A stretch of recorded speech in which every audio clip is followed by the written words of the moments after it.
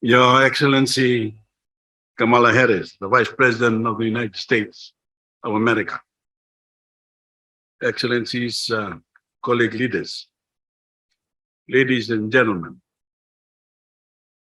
I've just come from the launch of the Pacific Regional Council for Early Childhood Development.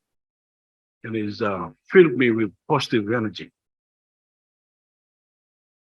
Bula Vinaka, everyone, and good morning again from Suva. Your Excellency, this is the region. Our most important priorities require global engagement, and that requires engagement with development partners beyond the borders of our Blue Pacific. At my invitation, I'm very pleased to welcome the Vice President of the United States of America, Kamala Harris, who is joining us virtually. We have welcomed the USA back into the Paris Agreement, and we are proud to welcome you to our 51st Forum meeting, Madam Vice President. Bula, and welcome. And I invite you to address our forum. Thank you, Mr. Prime Minister. It is my honor to join you, and thank you for inviting me to participate in this gathering. Prime Ministers and Presidents, Mr. Secretary General, distinguished guests, I'm honored to be able to be with you today, virtually though it may be. The history and the future of the Pacific Islands and the United States are inextricably linked. We have historic bonds going back generations and shared fights for freedom and for liberty. We share deep ties between our people. And we are proud in the United States that there are 1.4 million people here that have Pacific Islander heritage, many of whom reside in my home state of California. And as a daughter of California, I know firsthand the incredible contributions Pacific Islanders have made to our culture and to our country.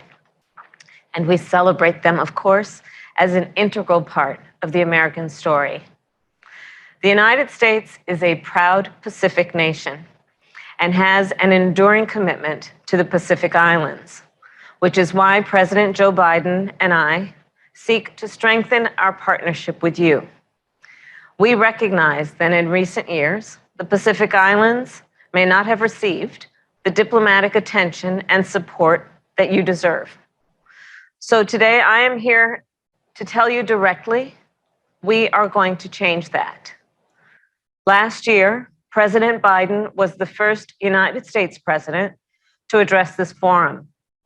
Secretary of State Blinken traveled to Fiji this year and launched our Indo-Pacific strategy. And in the months and years ahead, we plan to build on this foundation. We will significantly deepen our engagement in the Pacific Islands.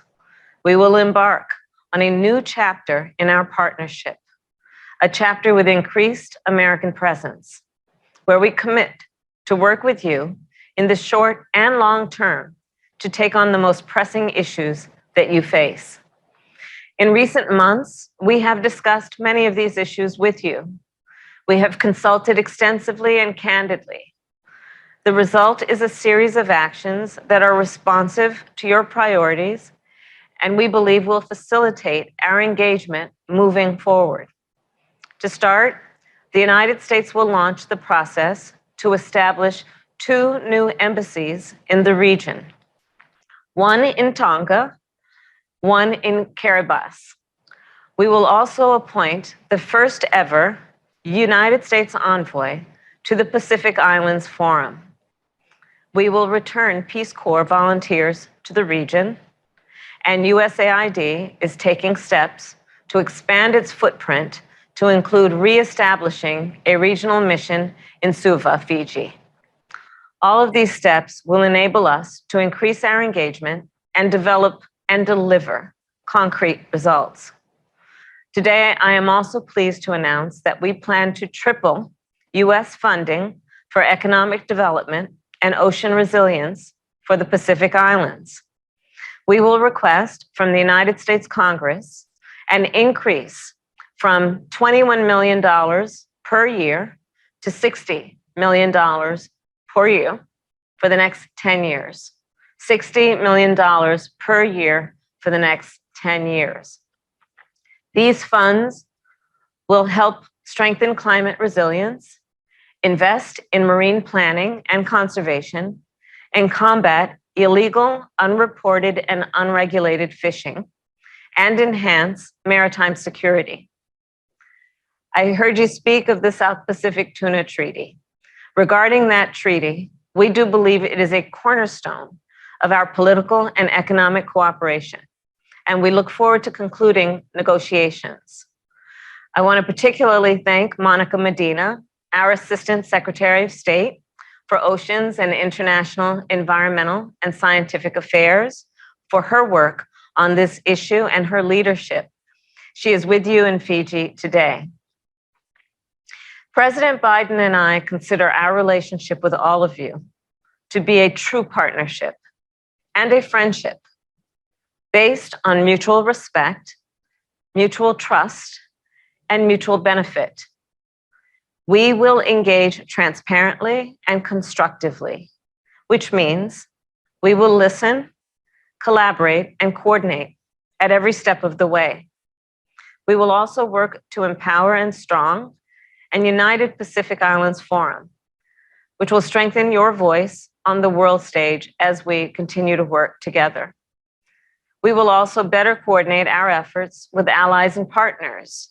And to that end, we recently launched the Partners in the Blue Pacific, which includes Australia, Japan, New Zealand, the United Kingdom, and of course, the United States. All of this work recognizes that our partnership with the Pacific Islands spans a wide range of issues.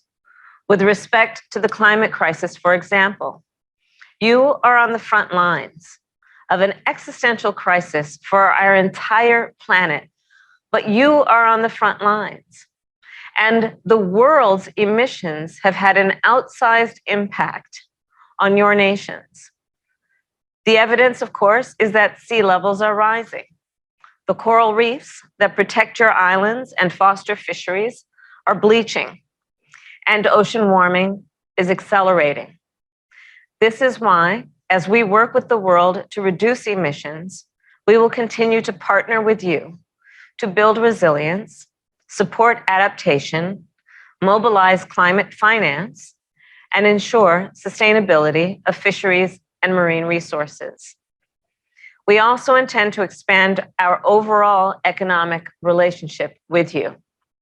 As part of that, we will pursue infrastructure projects that are sustainable, high quality, climate friendly, and very importantly, that do not result in insurmountable debt. We will continue to stand with you to address the COVID-19 pandemic and work with you to prepare for the next one.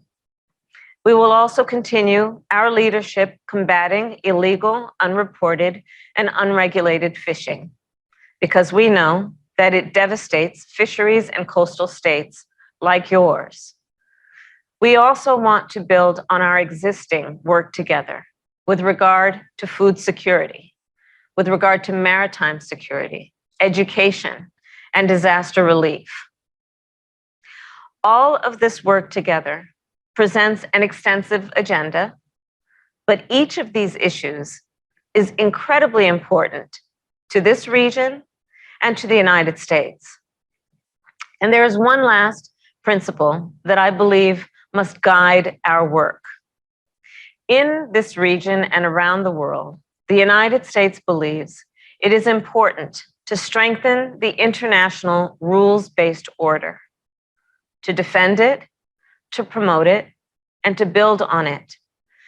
These international rules and norms have brought peace and stability to the Pacific for more than 75 years. Principles that importantly state that the sovereignty and territorial integrity of all states must be respected. Principles that allow all states, big and small, to conduct their affairs free from aggression or coercion. At a time when we see bad actors seeking to undermine the rules-based order, we must stand united. We must remind ourselves that upholding a system of laws, institutions, and common understandings, well, this is how we ensure stability and indeed prosperity around the world.